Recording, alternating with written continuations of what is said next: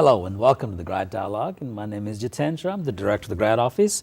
And this month we're going to discuss a new event that we are scheduling at the GRADD for the whole Western Kentucky. And my guest today to discuss that is Chase Vincent. Chase is the native of Western Kentucky. He has earned a bachelor's degree in economics and environmental studies from the Center College in Danville, where his research focused heavily on alternative energy. Has been working for GRADD since the last September as a community and economic development planner. With his background and education in energy, he was the right person for GRADD to have him lead this new event. It's called the Solar Workshop.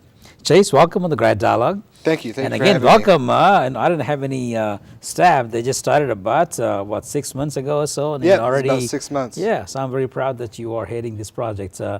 So this is the to know about the solar energy and what's ins and out, for every different segments of the population. So just tell us about the event, when it is, where it is, and why we are doing this. Yeah, so this is the Western Kentucky Regional Solar Workshop. This was developed as part of the Solar Ops program, which is the solar outreach partnership that was developed between the United States Department of Energy and the National Association of Regional Councils. I see. So they've set up this tool to help the adoption of solar at the local level. And with that, they host these one-on-one workshops with local governments and local interested parties. And they also have a vast online resources available for people that are interested in adopting solar. So this is something that I know that but in 2011, GRADD had a one-day Green Living Symposium in Mount St. Joseph, and one of the topic at that time was the solar. But this is kind of concentrating directly only on solar and what how to get into the solars and how a public or private agencies or the individuals can take advantage of that. Yeah, there are obviously many facets involved with green living. I see. But this is focused specifically on solar adoption, the adoption of solar panels either for electricity or solar water heating. So what they're gonna help with, they're gonna talk about the legislative climate in Kentucky surrounding solar panels. They're going to offer interested parties information on the financial incentives that are out there, not only tax credits that are available, but also loans and grants pertaining to solar adoption and energy efficiency. And one of the most interesting things they're going to talk about is a new innovative financing option called energy performance contracting. I see.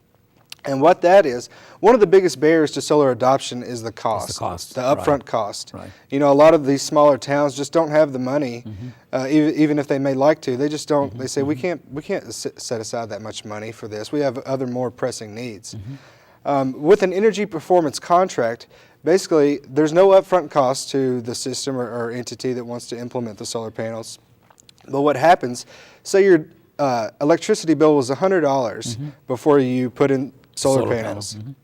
And after you put in solar panels, you saved $50.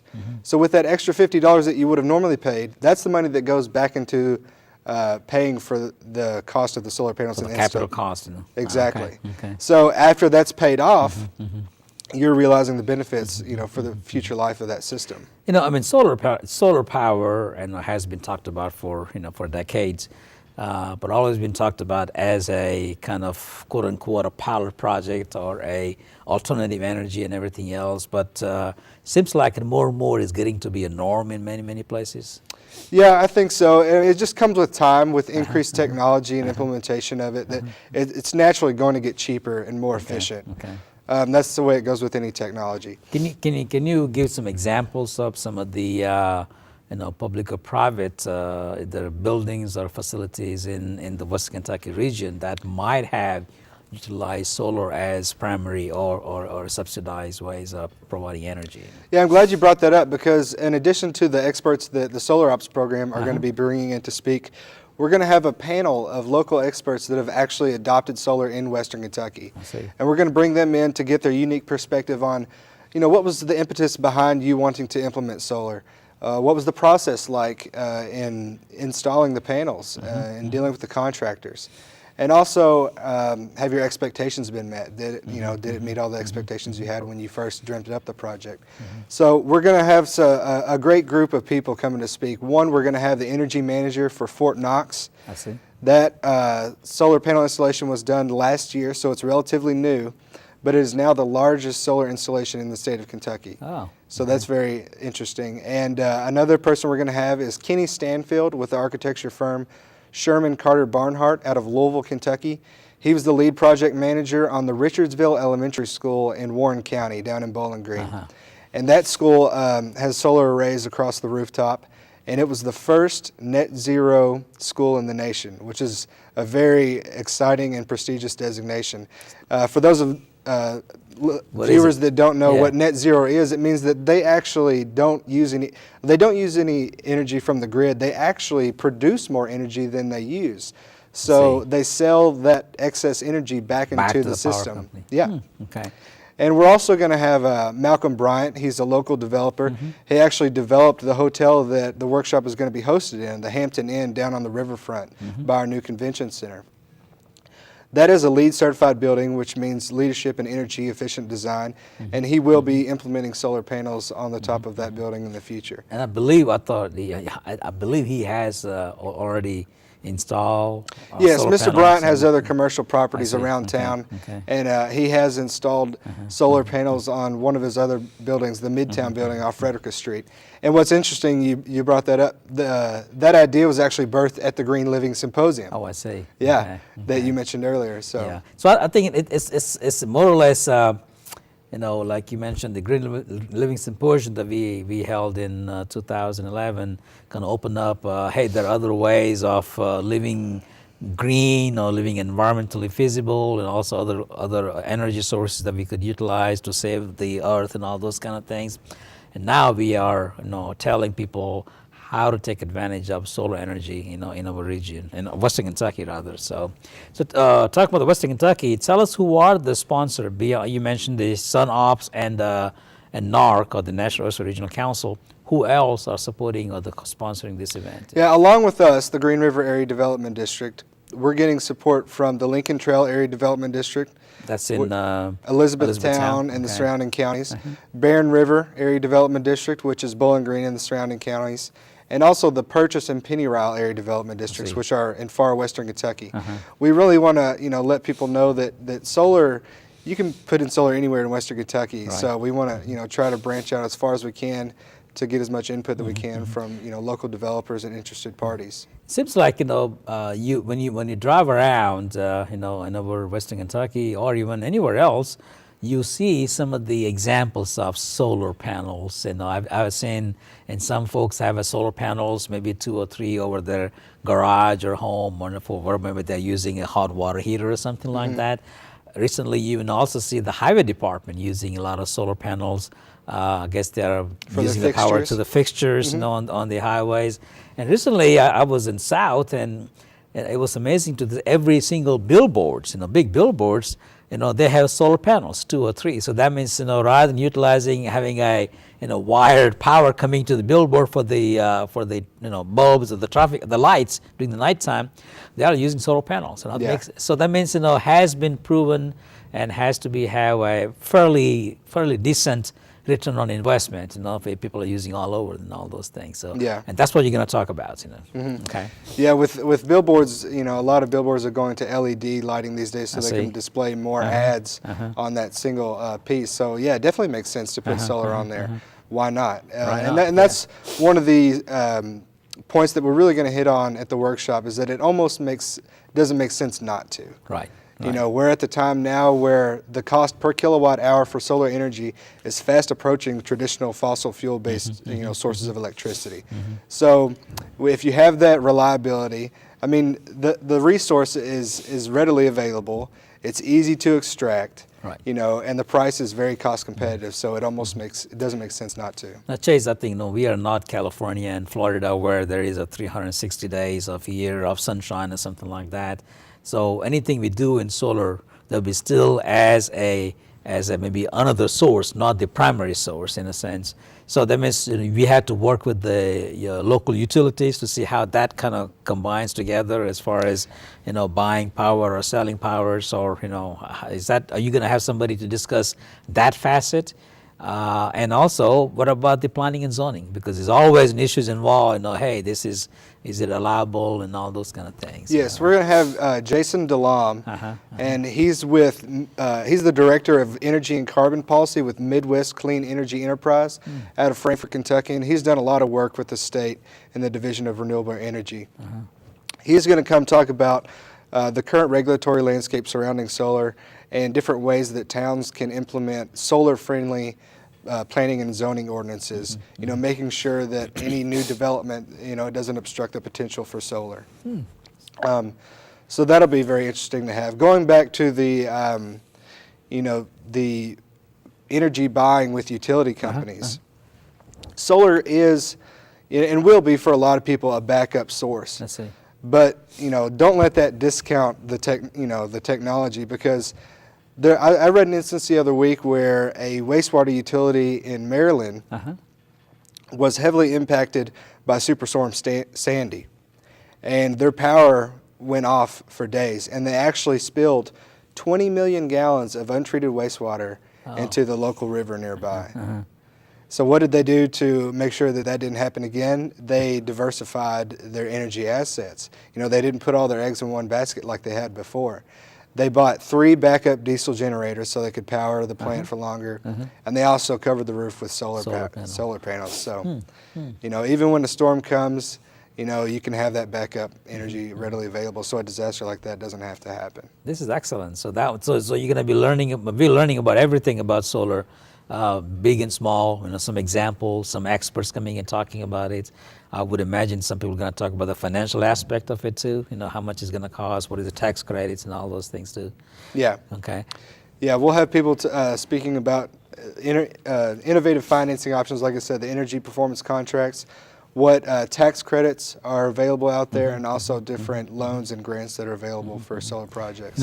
We forgot to mention, Chase, was when is it and where it is and all those things. So give us the details.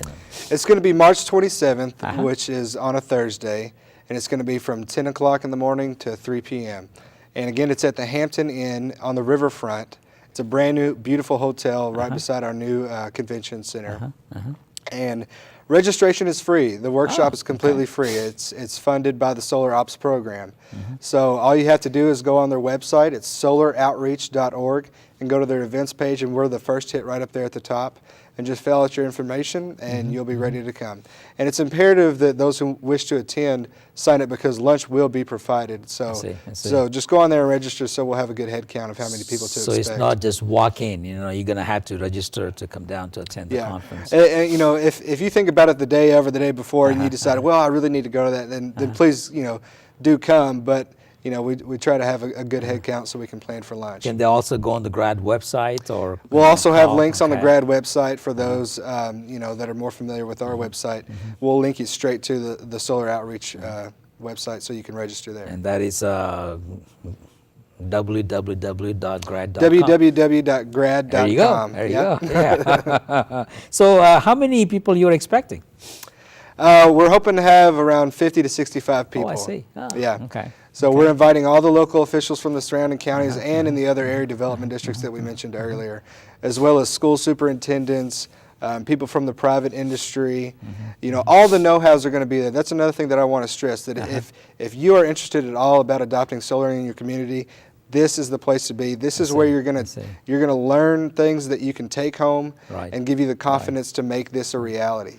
The know-hows will be there. So if you want to know more about how to adopt solar, you need to come to this workshop. And really, if you think about it, really makes a lot of sense. Even for a smaller community, like they may have a pump station, out in the area where they're pumping the water or sewage, something like that. And here they could have a solar panel on, in that location on the top of the building, that that serves as a power supply, power failure option or something, or even save the energy and use the solar, to do those things. So I guess our intention that you've been talking about is the secrets, all the confusion about solar, that it is a reality, it is possible, and it has been proven, it has been utilized. So why can't we take advantage of in Western Kentucky? So I do want to thank you for leading the charge on that and organizing the workshop, and want to wish you best of luck on that because I believe that it's going to be a great, great event.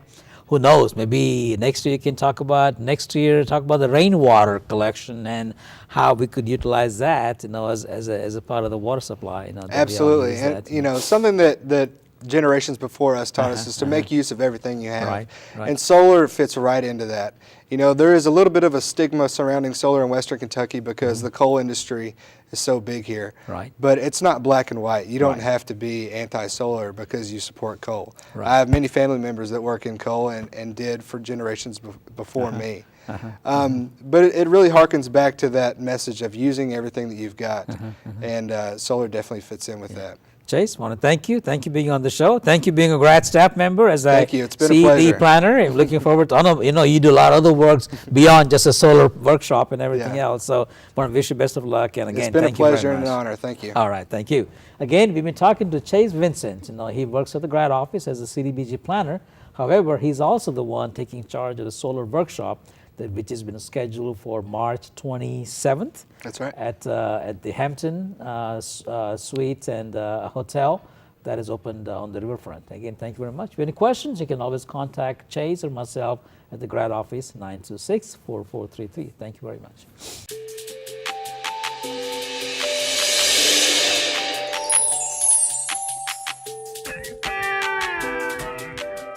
Hello, and welcome to the GRADD Dialogue. If you pick up a newspaper or look in television, look at the billboards, or even the articles in the papers that all talk about affordable health care. How can somebody get a better health care insurance? And especially, how Kentucky has been known to have a very great start in taking part of the affordable health care, which is commonly known as the Obamacare. Today, so we're going to talk about what GRADD is doing and how we are helping the citizens in the 7 counties to really look for a affordable health care for themselves and their families. So today I have a guest, Mr. Bob Godthaab. Bob, welcome on the GRADD Dialogue, and welcome to GRADD as well. Thank you. We hired Bob to head this charge for us for the 7 counties here. So let me kind of talk about his background and also talk about where we stand. Everybody knows that the Kentucky is one of the leading states. What we have over thousands and thousands of folks already signed up for the affordable health care. And also, the Governor Beshear was one of the first governors to decide to have the Medicaid expansion that added, allow additional citizens, almost 600,000, that could have a health insurance that not right now able to afford.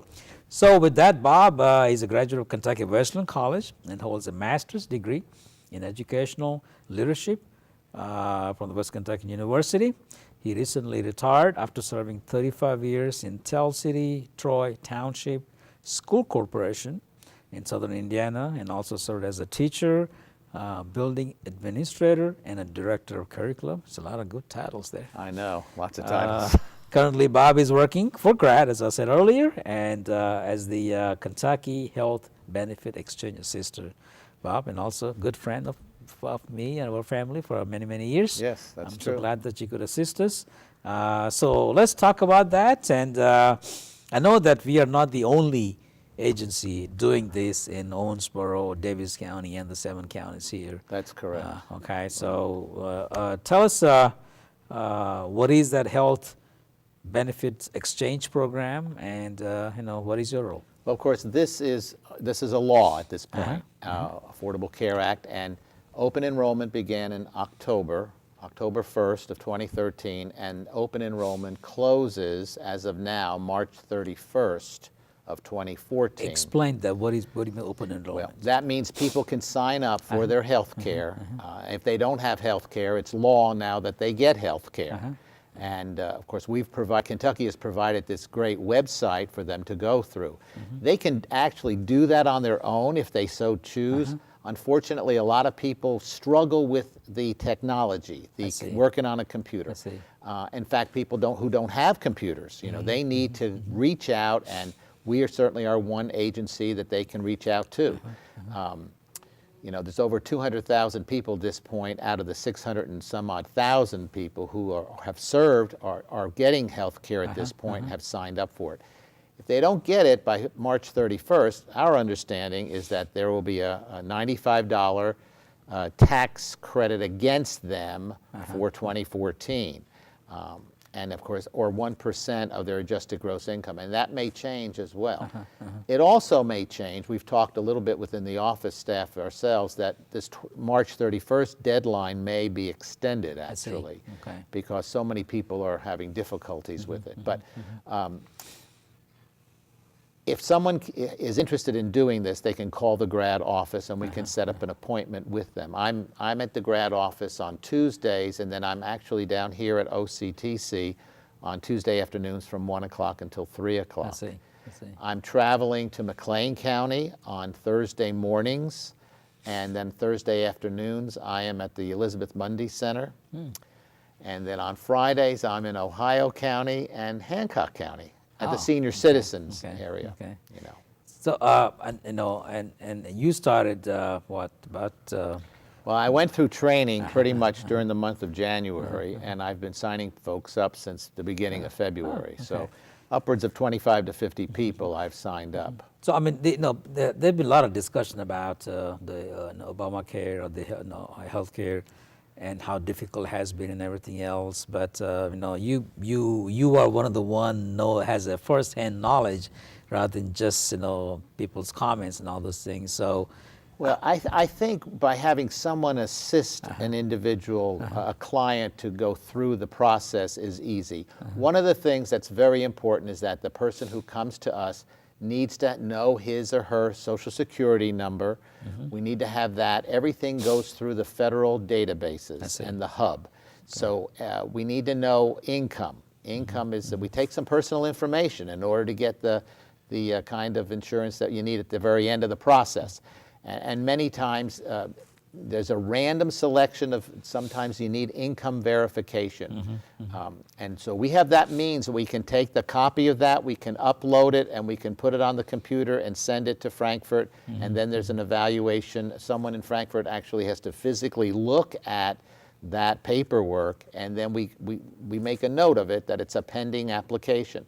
And of course they have expanded Medicaid, so many folks are finding that they have that Medicaid expansion for themselves. So really, to kind of break it down, Bob, so information day, somebody's watching the show, want to come by and talk to you, but before they come to see you, what information they should bring with them, so that way, they're one step closer to, getting enrolled in all those things. They need to bring any kind of income verification. Another, if they have a W-2 form where they file their income taxes.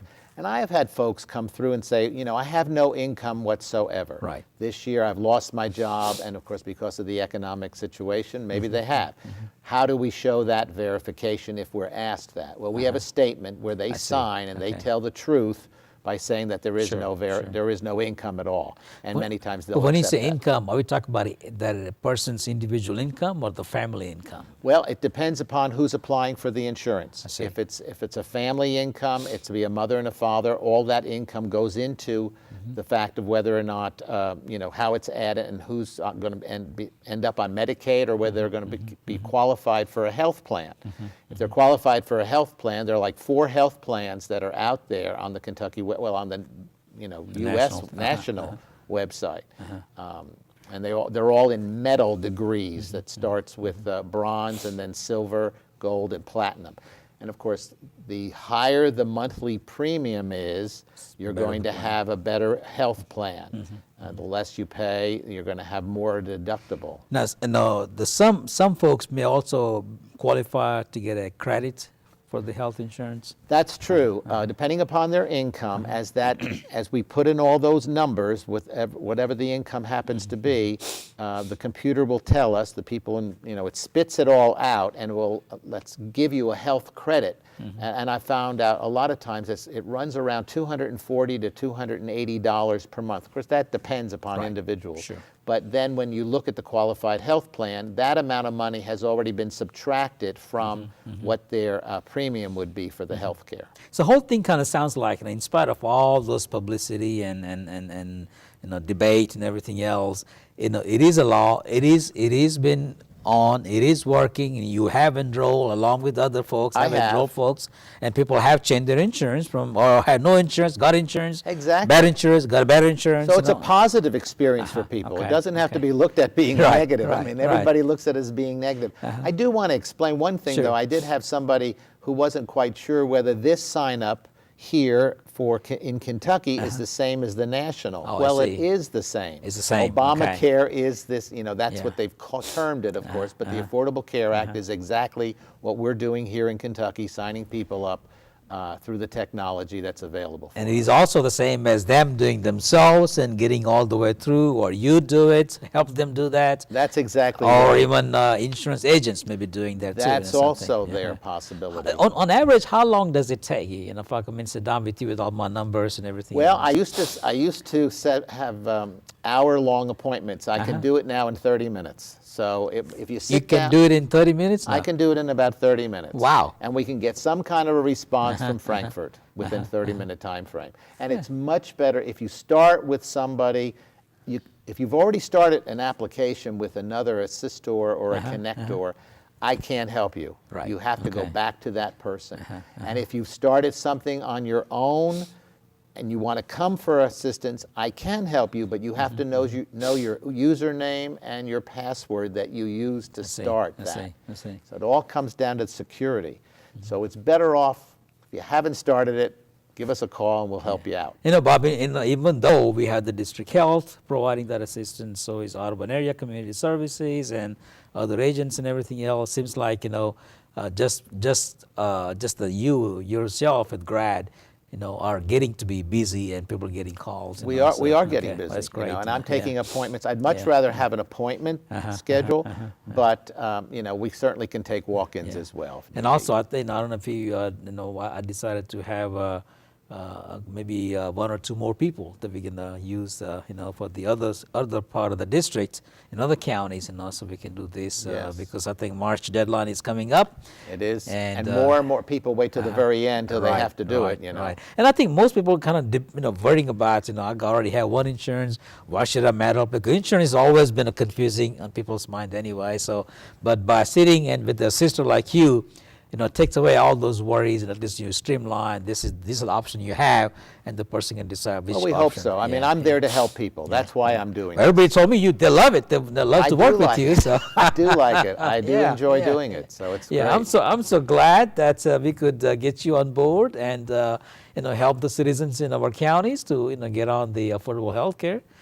Before long, we have all kinds of numbers that that at least they have health insurance. That many didn't have that. That's So, exactly right. yeah, That's why yeah. we're here. Yeah, So. yeah. Again, well, thank you. Thank you very much. Be on the GRADD Dialogue, and thank you for doing a great job for GRADD. Thank you for watching the GRADD Dialogue, and we're talking to Bob Godthaab. He works at GRADD and helping folks to sign up for the affordable health care insurance. If you would like to, sign up on that, if you want to talk to Bob Godthaab, please call him at the GRADD office, 926-4433.